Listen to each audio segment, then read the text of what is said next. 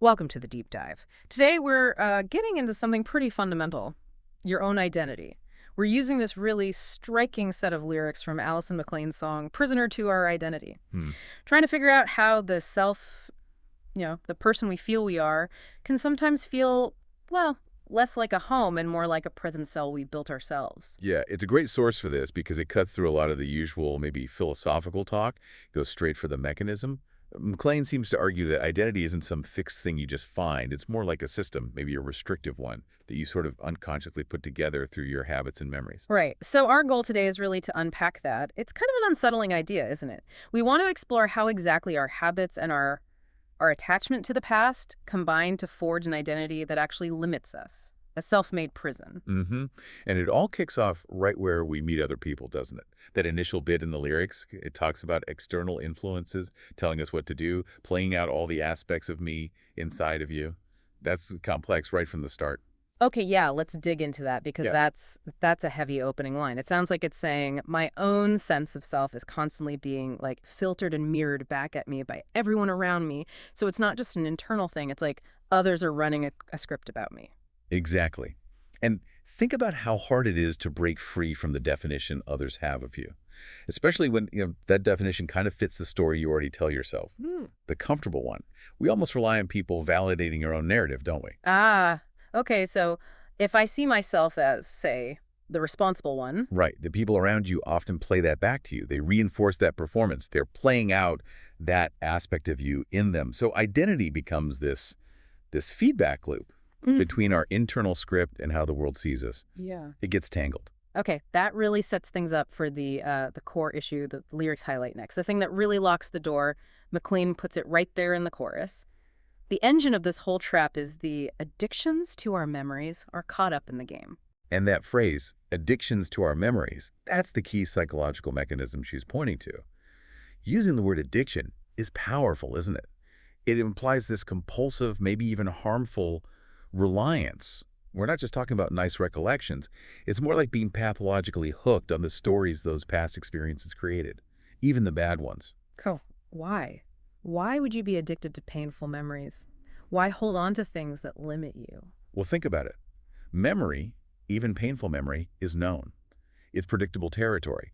Our brains, our nervous systems, they kind of prioritize routine. The story of who I was or what happened back then feels safer somehow, even if it hurts. Safer than the present. Safer than the present moment, yeah. Because the present is, well, it's messy, unpredictable, takes constant effort to process. So we often crave that familiar past story over the high effort risk of just being purely here now without a script. That addiction stops us engaging fully. Okay, that clicks. And it helps make sense of the very next lines, how memory addiction is immediately linked to an emotional outcome. This is right after. Life, an experience to be had, yet clearly we love to blame. It's like if we can't live in the now, we immediately point fingers. That's it, exactly. Yeah. If you're stuck on that old script, maybe you're the victim in that story or the misunderstood hero, whatever it is, Yeah. you're automatically going to resist life and experience to be had right now, especially if now doesn't fit the script. And when that new experience clashes with the old, reliable story, we push the discomfort outwards, we externalize it. Can you give an example? Like, how does that externalizing look in everyday life? Sure. Maybe think about someone trying a career change. If your addiction is to the memory of yourself as, say, a very secure corporate type, then starting a risky small business creates this huge internal conflict, Yeah. right? Cognitive dissonance. So if that business struggles, the immediate habitual thought probably isn't, wow, I learned so much. It's more likely, the market's terrible or my family didn't back me. We jump to blame because actually accepting that new unscripted experience would mean letting go of the safe identity tied to the memory. Blame keeps the prison walls strong. Wow. Okay, so the structure feels really locked down then. Memory addiction is the lock, blame keeps it working. So what's the key? What do the lyrics suggest is the way out? Well, verse 2 offers the potential way through. It places the power squarely back with us, with you. Our presence and awareness in this moment lies. The solution is, well, simple to say, but incredibly hard to do. It's about full, conscious attention to the immediate now. But it's not presented as easy, is it? The lyrics immediately bring up this massive counterforce, the thing pulling us back. The big obstacle. It's defined as our forever formulated habit keeps us caught up in the tide. So if awareness is like grabbing onto a life raft for a second, Habit is the huge, relentless current that just sweeps you away again. Habit is really the engine driving this whole prisoner thing because it makes our choices and actions automatic, takes them out of conscious awareness. So awareness is quiet, but this tide of habit is loud. What actually makes up that noise? What's the interference we're battling? The interference is described as internal chaos, really. Yeah. Psychological noise, McLean lists it. Waves of emotion, thoughts and feelings too, run constantly empowered. Notice empowered. They're just passing thoughts. They're like these active energy systems constantly fueled, dominating our attention.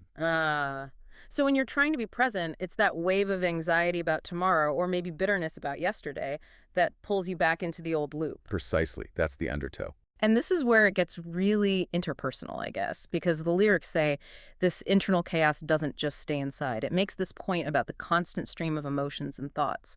They are creating the interference of me, now here, in you. Yeah, that's a pretty devastating insight into how our internal state affects others, isn't it? If my inner world is just constantly running on these, like, supercharged waves of old anger or fear, that mess spills out. My own interference, my knee-jerk reactions, my defensiveness, my lack of presence because I'm caught in my head, it actively messes with your ability to just be in the moment or even to see me clearly. So if I walk into a room stressed, that stress changes the room.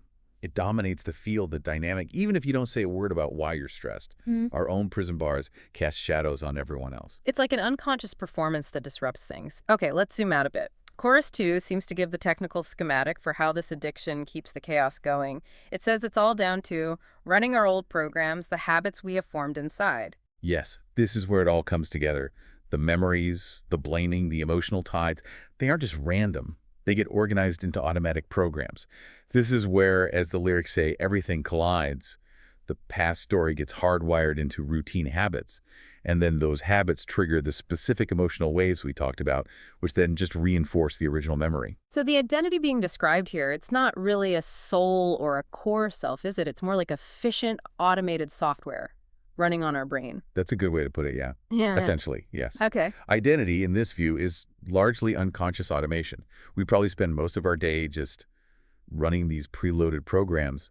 We think we're making conscious choices, but often we're just defaulting to whatever program fires up most easily. Saves energy, maybe. It does save energy, but the cost is awareness and the ability to have genuinely new experiences. So if we follow this path as the automatic programs, the blaming, the addiction to the story, where does it end up? What's the final state? According to the outro, we're addicted to memories as our story plays. What happens? The end point is unavoidable, really, and it circles back to the title. That combination. The unconscious programs plus the compulsive attachment to the past story. It holds us prisoner to our identity. It becomes a closed loop. The story we're hooked on reinforces the programs define the prison walls, and the walls stop us from writing a new story. Living just becomes repeating the script.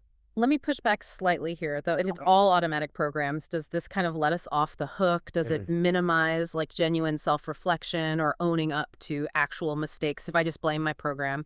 That's a really important point. I don't think McLean is saying deny what happened. It's about the addiction to the narrative about what happened. Taking responsibility doesn't have to mean endlessly replaying the mistake in your head, right? It could mean integrating the lesson, learning from it, and then choosing a present action based on that learning.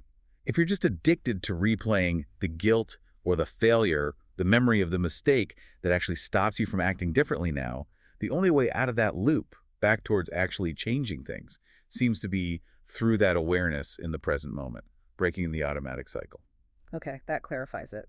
Which leads us to the final, really interesting way the lyrics define the self. It's not some solid thing we are. It's more like an act, something we're constantly doing. Exactly. The last lines really crystallize it. It's a self in a way we play. Identity here isn't presented as a fixed state. It's revealed as a role, maybe a performance, that we act out based on those automatic programs and memory addictions. It's like playing a part. I might still play this super competent fixer role at work sometimes, even when I'm exhausted, because that role, that performance, feels safer than just showing up authentically tired in that moment. Yeah. So we're not just trapped by who we are, perhaps, but by the role we feel we have to keep playing. Either that's the victim, the strong silent type, the funny one, whatever it is. Right. So wrapping this up for you, the listener, we've gone through these lyrics, this deep dive, and seen this this system laid out. Identity is this maybe insidious structure built on automatic programs, fueled by addictions to our memories, leading to that urge to blame, and ultimately trapping us in a self we play. And the big takeaway seems to be that awareness is pretty much the only conscious tool you have in what's mostly an automated system. If our default mode is just forever formulated habit, then breaking out of that prison means deliberately, consciously, effortfully creating new habits, new programs, ones that pull you towards being present. It's like it's the hard work of rewriting your own software. Which leaves us with a pretty powerful final thought for you to chew on based on all this.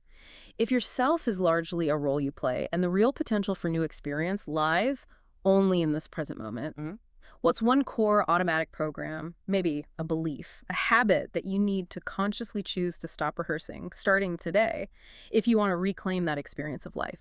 Yeah. It's that choice, isn't it, between the comfort of the old performance and the maybe terrifying possibility of something genuinely new. Definitely food for thought. Until next time.